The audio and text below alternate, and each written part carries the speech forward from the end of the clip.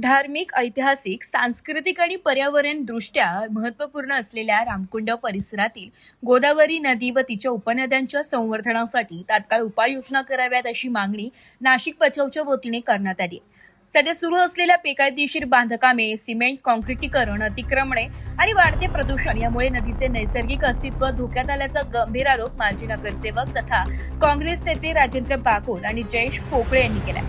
नाशिक बचावच्या वतीने शासन आणि प्रशासनाला निवेदन देण्यात आले असून रामकुंड परिसरातील नदीपात्र, पूररेषा आणि उपनद्यांमध्ये सुरू असलेल्या विविध विकास कामांवर तात्काळ बंदी घालण्याची मागणी करण्यात आली.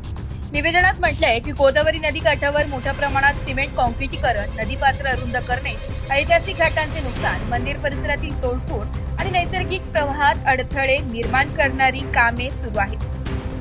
विशेषतः अहिल्यादेवी पुलाखाली सुरू असलेल्या वॉटर गेट प्रकल्पामध्ये आर्थिक गैरव्यवहार झाल्याची शक्यता व्यक्त करत उच्चस्तरीय चौकशीचीही मागणी करण्यात आली आहे.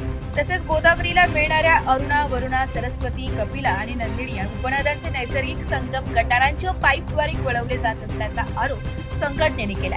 त्यामुळे नदी पतसंस्थेवर गंभीर परिणाम होत असून सांडपाणी आणि कचऱ्यामुळे नदी प्रदूषण वाढत असल्याने जैवविविधता धोक्यात येत असल्याचा इशाराही देण्यात आला.